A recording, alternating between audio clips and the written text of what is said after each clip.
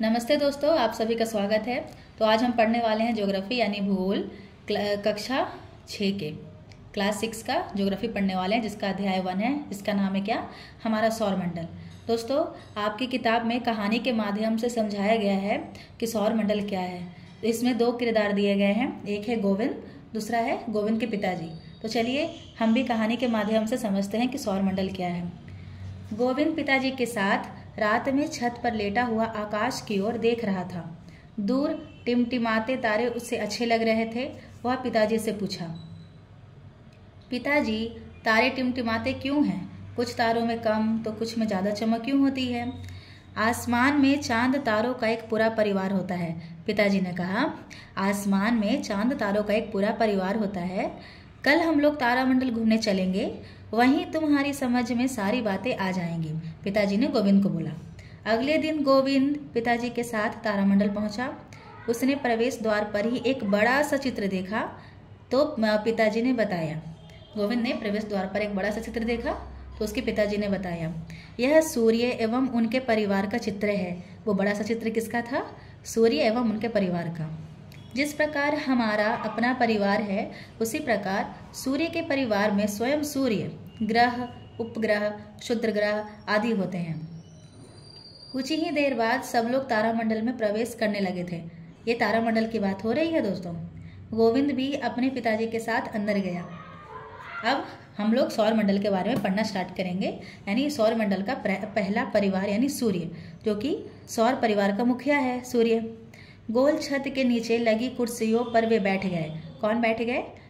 गोविंद और गोविंद के पिताजी। थोड़ी ही देर में उद्घोषक की आवाज़ गूंजी, नमस्कार, तारामंडल में आपका स्वागत है। अभी हम लोग सौरमंडल की सैर पर जाएंगे। गोल छतरी नुमा छत पर धीरे धीरे अंधेरा छा गया तथा तारे टिमटिमाने लगे। गोविंद अपनी कुर्सी पर संभल कर बैठ गया और बोला, अरे यह क्या, ये तो रात हो गई। कौन बोला? गोविंद बोला। तभी आवाज़ गूंजी, आइए सौरमंडल के मुखिया से मिलते हैं। इतना कहते ही एक दिशा में चमकते हुए सूर्य के दर्शन होने लगे। पूरा हॉल रोशनी से भर उठा। कुछ ने तो तालियां भी बजा दी। उद्घोषक की आवाज़ गूंजी, सूर्य सौर परिवार का मुखिया है। यह परिवार का सबसे बड़ा एवं प्रमुख सदस्य है। सौर परिवार के सभी सदस्य प्रायः इसके प्रकाश से ही प्रकाशित होते हैं। दूरबीन से देखने पर सूर्य की सतह से उठती हुई आग की लपटें दिखाई देती हैं। इसे सौर प्रज्वाल कहते हैं। क्या कहते हैं? जो सूर्य से उठती हुई आग की लपटों को हम लोग क्या बोलते हैं? सौर प्रज्वाल कहते हैं।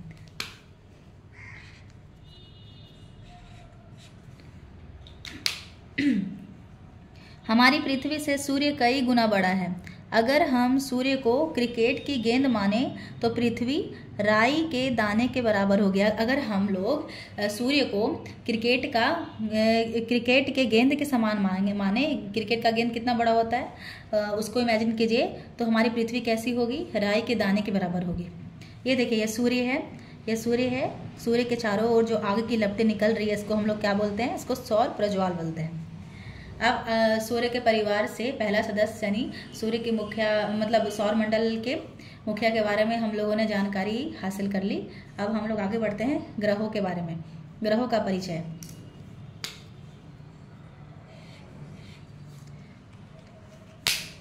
सूर्य से थोड़ी ही दूरी पर एक और गोला उभरा जो आकार में सूर्य से छोटा था। सूर्य से थोड़ी ही दूरी पर एक और गोला उभरा जो आकार में सूर्य से छोटा था। ये कहाँ की बात हो रही है? ये तारामंडल में जो दिखाया जा रहा है ना, उसमें की बात हो रही है। गोविंद पिताजी से पूछा, पिताजी ये क्या चमकने लगा?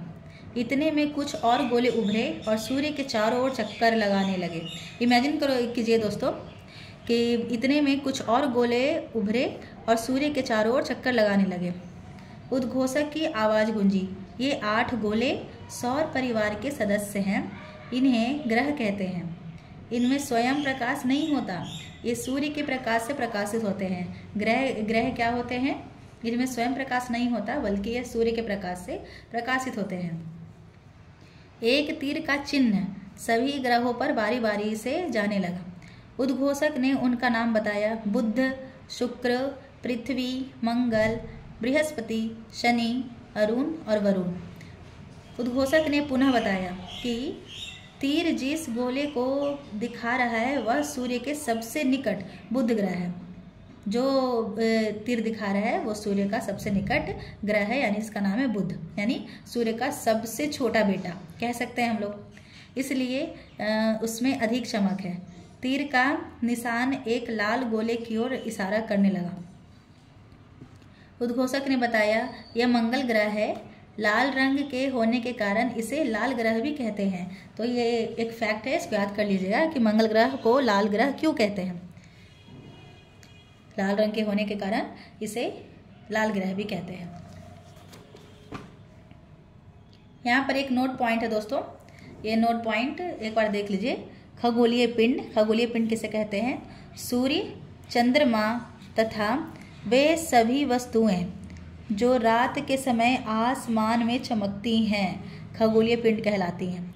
क्या किसे कहते हैं खगोलीय पिंड? सूर्य, चंद्रमा तथा वे सभी वस्तुएं जो रात के समय आसमान में चमकती हैं खगोलीय पिंड कहलाती हैं। ये तो नोट वाला पॉइंट था, लेकिन अभी हम लोग पढ़ तो रहे हैं ग्रह के बारे में, तो अभी हम आगे उसी को आगे ले चलते हैं। सभी ग्रह एक निश्चित दूरी बनाकर सूर्य के चारों ओर घूम रहे थे। गोविंद के पिताजी ने कहा, अब गोविंद के पिताजी ने कहा, क्वेश्चन पूछा था गोविंद, तो अब उसके पिताजी ने आगे बोल रहे हैं, गौर से देखो, दो ग्रह ऐसे भी हैं जो अन्य ग्रहों के घूमने की दिशा में ना घूमकर उल्टी दिशा में घूम रहे हैं। बाकी जो ग्रह हैं, सौर परिवार में कितने ग्रह थे? 8 ग्रह थे, तो जिसमें 2 ग्रह ऐसे हैं जो कि उल्टी दिशा में घूम रहे हैं। कुछ ग्रह अगर ऐसे घूमेंगे ना, बाकी के 6 ग्रह, तो 2 ग्रह ऐसे हैं जो उल्टी दिशा में घूम रहे हैं। तो ये यहाँ पे गोविंद के पिताजी वही बोल रहे हैं गोविंद को। तभी उद्घोषणा हुई, सभी ग्रह सूर्य का चक्कर लगाते हैं। उद्घोषणा हुई क्या? कि सभी ग्रह सूर्य का चक्कर लगाते हैं। शनि के चारों ओर के छल्ले को दिखाकर उन्होंने बताया कि यह एकमात्र ग्रह है जिसके चारों ओर छल्ले हैं। एकमात्र ग्रह है जिसके चारों ओर छल्ले हैं। चारों ओर छल्ले वाले ग्रह कौन है? शनि। प्लूटो, जिसकी गणना पहले ग्रह के रूप में होती थी, उसे अब क्षुद्र ग्रह की संज्ञा दे दी गई है।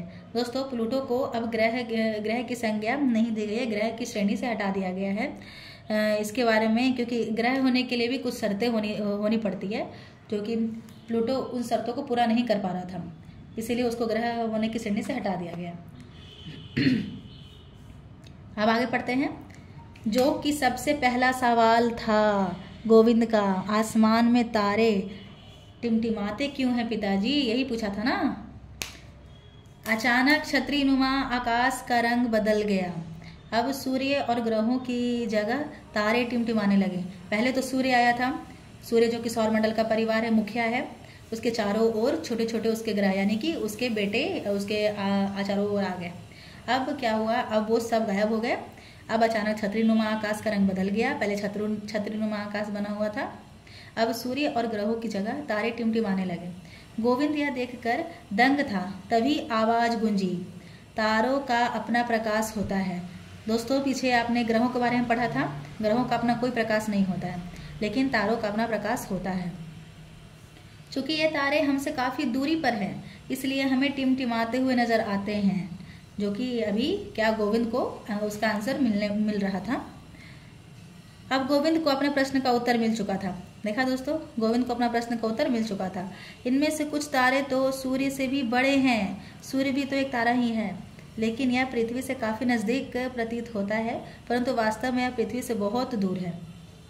इसका प्रकाश हम तक लगभग 8 मिनट में ही पहुंच जाता है। किसका? सूर्य का। एग्जैक्टली 8 मिनट 20 सेकेंड में पहुंचता है, 8 मिनट 20 सेकेंड में, लेकिन आपकी किताब में दिया गया है कि 8 मिनट में ही पहुंच जाता है। सूर्य के बाद सबसे नज़दीक के तारे का प्रकाश पृथ्वी तक पहुंचने में लगभग 4 वर्ष लगते हैं। ये है हमारा सौरमंडल, ये इस तरह से बना हुआ है सौरमंडल। बीच में आ गया सूर्य, ये आ गया ग्रह मरकरी, यानी मरकरी, वीनस, अर्थ,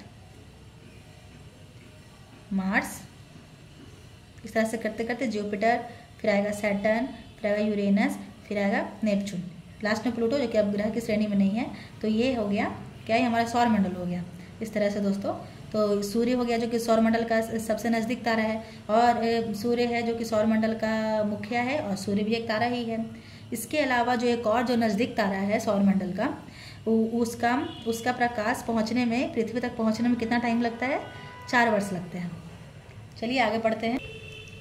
अब आगे क्या पढ़ेंगे हम?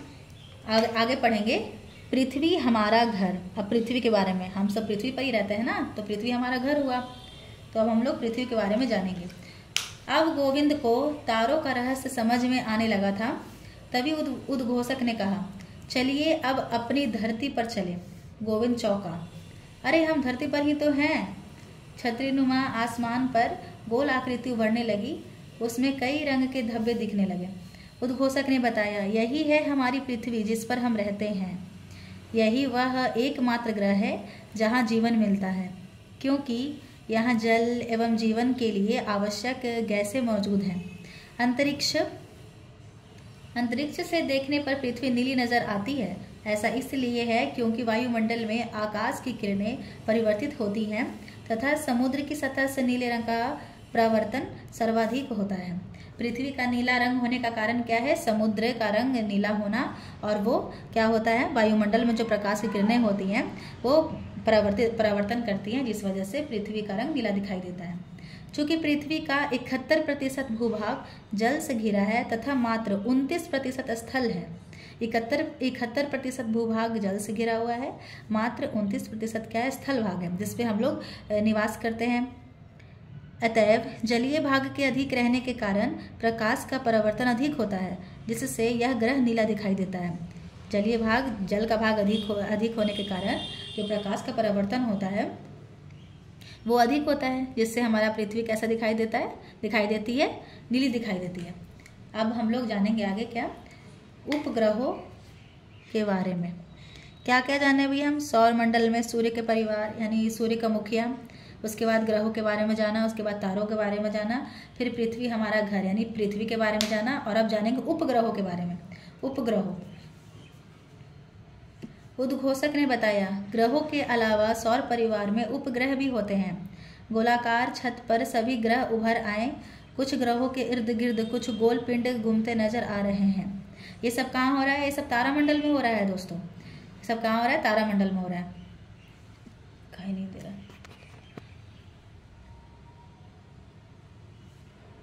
पृथ्वी के चारों ओर भी एक पिंड घूम रहा है। ध्यान से देखिए, एक आवाज गूंजी, ध्यान से देखिए, यही है चांद। यह पृथ्वी का एकमात्र उपग्रह है। ये कौन बोला? ये उद्घोषक बोला, जो वहां पर बता रहा था ये सब। चंद्रमा पृथ्वी के बहुत नजदीक होने के कारण इतना बड़ा दिखाई देता है। चंद्रमा का प्रकाश पृथ्वी पर लगभग 1.25 सेकंड में पहुंचता है। चंद्रमा पृथ्वी की एक परिक्रमा 27 दिन 8 घंटे में पूरी करता है। अभी कहाँ, ये चंद्रमा के बारे में हम लोग पढ़ रहे हैं, ये चंद्रमा के बारे में बता रहा है। इतने ही समय में वह अपने अक्ष पर भी एक बार घूम जाता है। अपने अक्ष पर ही एक बार घूम जाता है। कितने समय में? एक परिक्रमा करने में कितना टाइम लगता है उसको? 27 दिन 8 घंटे में वो क्या करता है? एक परिक्रमा पूरा करता है। जितना घंटे उसको परिक्रमा पूरा करने में लगता है, उतना ही समय उसको क्या लगता है? अपने अक्ष पर एक बार घूमने में। यही कारण है कि हमें सदैव चंद्रमा का एक ही चेहरा दिखाई देता है। चंद्रमा पर ना तो जल है और ना ही वायु। यह दिन में बहुत अधिक गर्म और रात में बहुत अधिक ठंडा रहता है। यहाँ पे तापांतर बहुत अधिक होता है। जितना दिन में क्या होता है, गर्म होता है, और रात में उतना ही अधिक ठंडा होता है। इसका धरातल उबड़ खाबड़ है और इस पर मिट्टी भी नहीं है। किसका है उबड़ खाबड़ धरातल? चंद्रमा का उबड़ खाबड़ है और इस पर मिट्टी भी नहीं है। सभी उपग्रह अपने ग्रह के चारों ओर घूमते रहते हैं। कुछ ग्रहों के तो कई उपग्रह हैं और किसी को एक भी नहीं। अकेले बृहस्पति के 63 तथा शनि के 62 उपग्रह हैं। दोस्तों ये आपके बुक में दिया गया है। अभी के टाइम में और भी बढ़े भी हैं उपग्रहों की संख्या। बुध और शुक्र का कोई भी उपग्रह नहीं है। किसके कोई उपग्रह नहीं है? बुध और शुक्र का। ये भी क्वेश्चन आपके बुक में आ सकता है, फैक्ट के रूप में याद कर लीजिएगा। बुध और शुक्र के एक भी उपग्रह नहीं है। शनि ग्रह का टाइटन सबसे बड़ा उपग्रह है। शनि ग्रह का टाइटन सबसे बड़ा उपग्रह है। उपग्रहों का भी अपना प्रकाश नहीं होता। देख लीजिए, यहाँ पे ग्रहों का भी अपना प्रकाश नहीं होता और उपग्रहों का भी अपना प्रकाश नहीं होता। ये भी सूर्य के प्रकाश से चमकते हैं। कौन? उपग्रह। चंद्रमा दिखाई देता है ना, रात में चंद्रमा का लाइट आता है हमारे पृथ्वी पर, तो चंद्रमा का खुद का लाइट नहीं है, क्योंकि चंद्रमा तो उपग्रह है जो कि पृथ्वी के चारों ओर घूमता है।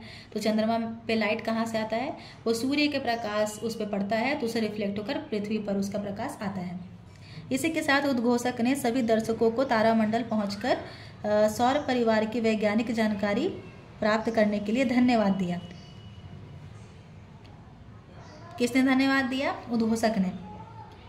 और कहा कि सभी खगोलीय घटनाएं वैज्ञानिक दृष्टिकोण से समझना और जानना चाहिए, ना कि परंपरागत एवं अंधविश्वासों से। जो भी हम लोग खगोलीय घटनाएं वैज्ञानिक तरीके से हम लोग को जानना चाहिए, ना कि परंपरागत एवं अंधविश्वासों से। शो समाप्त हुआ, सभी लोग बाहर निकलने लगे। गोविंद ने उत्साहपूर्वक कहा। इतना ही देर का शो था दोस्तों। ये लोग तारामंडल घूमने गया था ना, तो इतना ही देर का शो था। इसके बारे में, चंद्रमा के बारे में बताने के बाद शो समाप्त हो गया। अब गोविंद ने उत्साहपूर्वक कहा, बाहर निकलने टाइम गोविंद अपने पिताजी से बात करता है और कहता है, आज मैंने नई नई बातें सीखी। गोविंद बोलता है तो पिताजी कहते हैं, क्या? उन्होंने कुछ बातें नहीं बताई। सौर परिवार में तारों, ग्रहों एवं उपग्रहों के अतिरिक्त बहुत सारे छोटे छोटे पिंड भी सूर्य का चक्कर लगाते हैं, जिन्हें क्षुद्र ग्रह कहा जाता है। ये तारामंडल में नहीं बताया गया था, तो ये उसके पिताजी बताते हैं गोविंद को। ये मंगल एवं बृहस्पति के कक्षाओं के बीच होते हैं। खगोलविदों का मानना है कि यह ग्रह के ही टूटे हुए भाग हैं जो आकाश में इधर उधर घूमते रहते हैं। सबसे बड़ा क्षुद्र ग्रह सिरस है। सबसे बड़ा क्षुद्र ग्रह का नाम क्या है? सिरस। और सबसे बड़ा जो उपग्रह था वो किसका था? शनि ग्रह का टाइटन सबसे बड़ा उपग्रह था शनि ग्रह का। सबसे बड़ा क्षुद्र ग्रह कौन है? सिरस है। फिर यहाँ पर नोट वाला बात आ गया, ध्यान देने वाली बात है। हाल के अनुसंधान एवं खोजों के उपरांत प्लूटो को ग्रहों की सूची से निकाल दिया गया है। प्लूटो को ग्रहों की सूची से निकाल दिया गया। हम अभी बोले हैं दोस्तों आपको कि ग्रह होने के लिए भी कुछ शर्तें होती हैं, और उस शर्तों को पूरा करने के बाद ही वो ग्रह कहलाता है, जो कि प्लूटो उन शर्तों को पूरा नहीं कर पा रहा था, इसलिए उसको ग्रहों की सूची से निकाल दिया गया। दोस्तों, गोविंद के पिताजी की बात अभी खत्म नहीं हुई है। वो जो तारामंडल से निकलने के बाद जो समझा रहे थे ना गोविंद के पिताजी गोविंद को, वहीं से अभी ये बाकी है। कभी कभी आकाश से टूटकर गिरते हुए तारे दिखाई देते हैं। आप सभी लोग देखे होंगे ना दोस्तों, आकाश से टूटते हुए तारे, जिससे बहुत लोग विश भी मांगते हैं। तो उसी के बारे में गोविंद के पिताजी गोविंद को बताते हैं। दिखाई देते हैं, ये तारे नहीं होते, बल्कि ये पत्थर के छोटे छोटे टुकड़े होते हैं जो सूर्य के चारों ओर चक्कर लगाने वाले पिंडों से टूटकर गिरते हैं। कौन होते हैं? ये तारे नहीं होते हैं, तो ये क्या होते हैं? ये पत्थर के छोटे छोटे टुकड़े होते हैं। और ये छोटे छोटे टुकड़े आप लोग ऐसे इमेजिन मत कीजिए जैसे हम लोग देखते हैं। ये छोटे छोटे टुकड़े भी बहुत बड़े होते हैं। इन्हें उल्का पिंड कहा जाता है। किन्हें? टूटा हुआ तारे को उल्का पिंड कहा जाता है। टूटकर गिरने की प्रक्रिया में वायु के साथ घर्षण के कारण ये गर्म होकर जल जाते हैं। वायु के साथ घर्षण के कारण ये गर्म होकर जल जाते हैं। जो कि क्या होते हैं? जो कि छोटे छोटे पिंड होते हैं ना, टुकड़े होते हैं ना पत्थर के, वही वायु के घर्षण के कारण क्या हो जाते हैं? जल जाते हैं, जिससे प्रकाश उत्पन्न होता है। कई बार उल्का पूरी तरह जले बिना पृथ्वी पर गिर जाते हैं, जिससे धरातल पर गड्ढे बन जाते हैं। बिना पूरी तरह जले भी पृथ्वी पर गिर जाते हैं, जिससे धरातल पर क्या? गड्ढे हो जाते हैं। नहीं तो ज़्यादातर तो वो आकाश में ही जल जाते हैं, हमारे वायुमंडल में ही जल जाते हैं। अब आगे पढ़ते हैं। क्या ये किसके बारे में था? ये उल्का पिंड के बारे में था दोस्तों। और अब क्या है? ध्रुव तारा। ध्रुव तारा के बारे में जानते हैं। यह एक स्थिर तारा है। यह उत्तरी गोलार्ध में पृथ्वी के उत्तरी कक्षा पर अवस्थित है। विषुवत रेखा पर किसी भी स्थान से देखने पर ध्रुव तारा क्षितिज पर दिखाई पड़ता है, परंतु ज्यों-ज्यों हम ध्रुव तारा की ओर बढ़ते हैं, क्षितिज से उसकी ऊंचाई बढ़ने लगती है। क्षितिज से ध्रुव तारे की ऊंचाई जितनी डिग्री होगी, उस स्थान का अक्षांश भी उतना ही डिग्री होगा। यह हमेशा उत्तरी दिशा में दिखता है, इसलिए प्राचीन काल से ही नाविकों को समुद्र में उत्तर दिशा का ज्ञान करवाता रहा है। आप लोगों ने कभी सुना है कि पहले पहले घड़ी नहीं होता था तो, या फिर कंपास नहीं हुआ करता था, तो जो नाविक होते थे जो समुद्र में नाव चलाते थे वो कैसे रास्ता देखते होंगे, क्योंकि समुद्र में तो ईस्ट वेस्ट नॉर्थ साउथ कुछ पता ही नहीं चलता, तो वो रात के समय इस ध्रुव तारे की मदद से ही वो देखा करते थे। तारों की कई विशेष समूह हैं। जब पृथ्वी सूर्य की परिक्रमा करती है तो सूर्य विभिन्न तारा समूहों के बीच नजर आता है। जब पृथ्वी सूर्य की परिक्रमा करती है तो क्या होता है, तो विभिन्न तारा समूहों के बीच नजर आता है। कौन? सूर्य। ऐसे समूहों की संख्या 12 है जिन्हें हम राशि भी कहते हैं। ऐसे समूहों की संख्या 12 है जिन्हें हम राशि भी कहते हैं। इन राशियों में जो तारे हैं वे हैं जिनका नाम है, अभी हम उसका नाम जानेंगे दोस्तों, किसी न किसी आकृति की तरह नजर आते हैं। जो 12 राशियां हैं इनके जो नाम रखे गए हैं वो किसी न किसी आकृति की तरह नजर आते हैं। इन्हीं आकृतियों के नाम पर इन राशियों के नाम दिए गए हैं। आकृति जैसे कि मेष राशि, आप लोगों ने सुना होगा अपने मम्मी पापा से या घर पे जो बोलते हैं ना, अब तुम्हारा राशि क्या है, जो भविष्य बताने के लिए जो होता है ज्योतिषी लोग, तो उसी में पहला आ गया मेष, वृषभ, मिथुन, कर्क, सिंह, कन्या, तुला, वृश्चिक, धनु, मकर, कुंभ तथा मीन। ये 12 राशियां हैं दोस्तों। इसको पृथ्वी के चारों ओर विभिन्न तारों का समुदाय है जिसकी संख्या 27 है। विभिन्न तारों का समुदाय है जिसकी संख्या क्या है? 27 है। ये क्या था ना, ये 12 राशियां क्या थी? तारों के कई विशेष समूह हैं। जो तारों का समूह है 12 राशियां। जब पृथ्वी सूर्य की परिक्रमा करती है तो सूर्य विभिन्न तारा समूहों के बीच नजर आता है।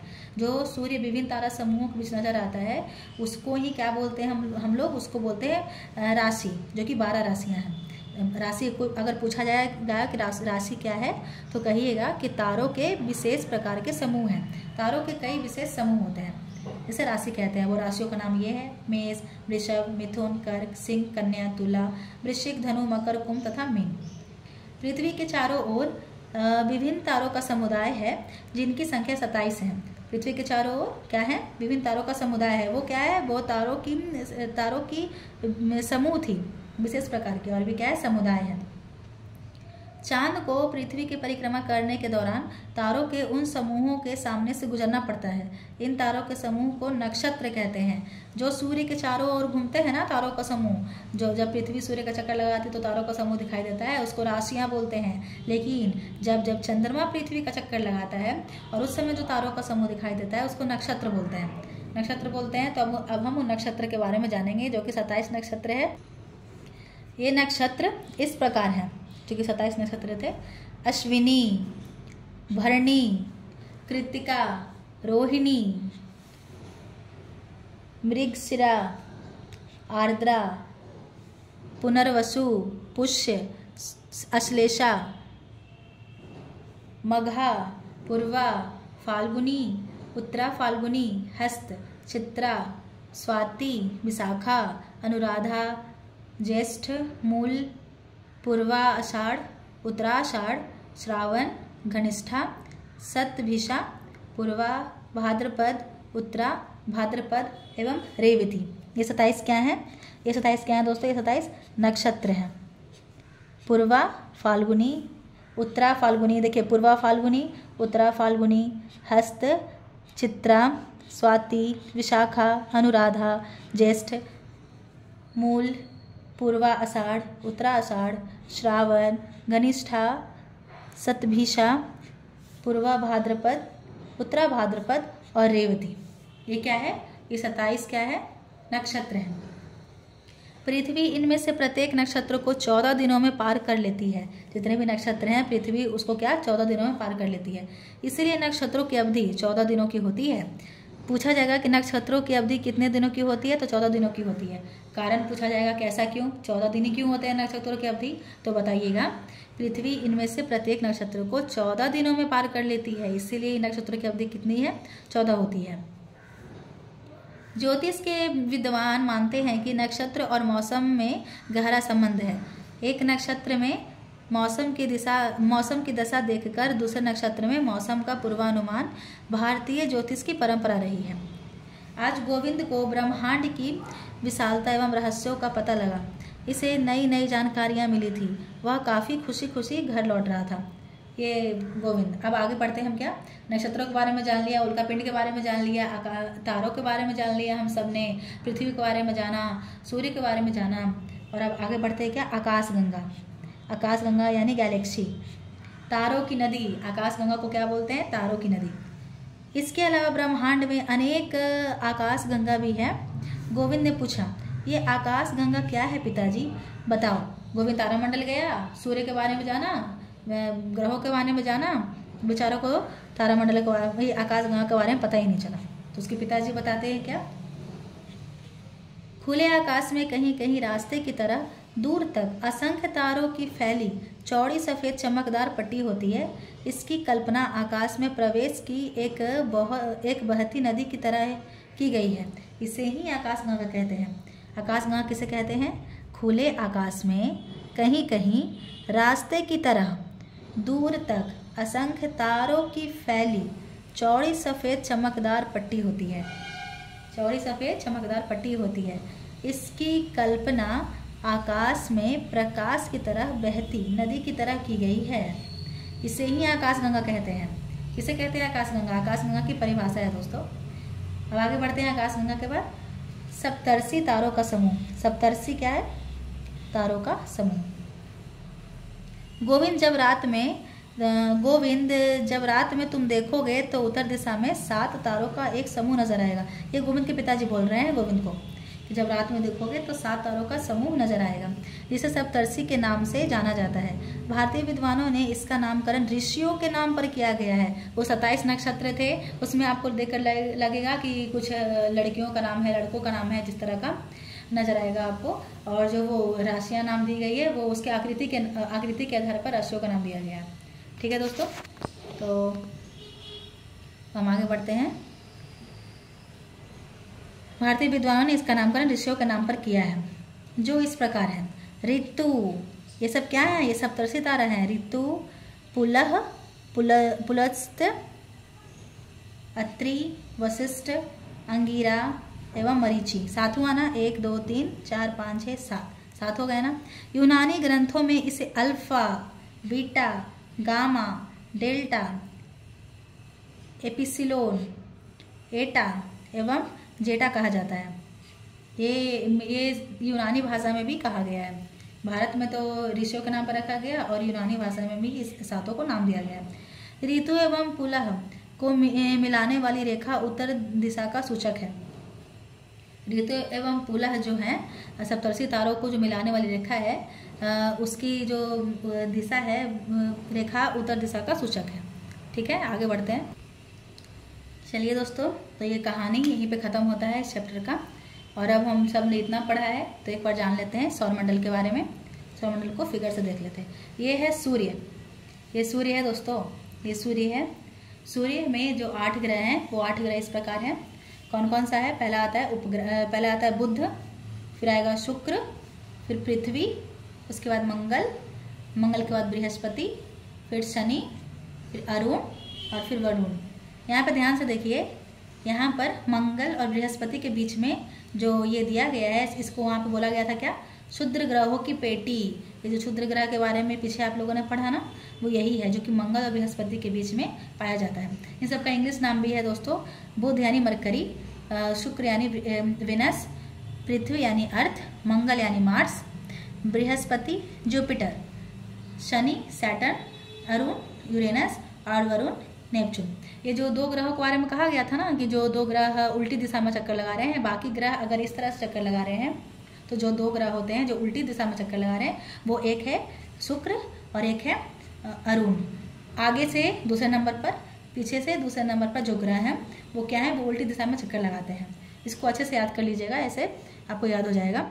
लाइन से सारे ग्रहों का नाम याद कर लीजिएगा तो आपको सौरमंडल का सारा ग्रह का नाम याद हो जाएगा दोस्तों। अभी आगे का क्लास में हम जानेंगे जो इसके जो फैक्ट हैं, जैसे परिभाषा कि तारे किसे कहते हैं, सौरमंडल किसे कहते हैं, सबके बारे में आगे पढ़ेंगे। और आपके बुक में जो क्वेश्चन है उसके आंसर देने का कोशिश करेंगे दोस्तों। उम्मीद है आपको चैप्टर समझ में आया हो, आपको मन लगा हो। अच्छा लगा हो तो प्लीज़ वीडियो को लाइक कीजिए, चैनल को सब्सक्राइब कीजिए, दोस्तों को शेयर कीजिए।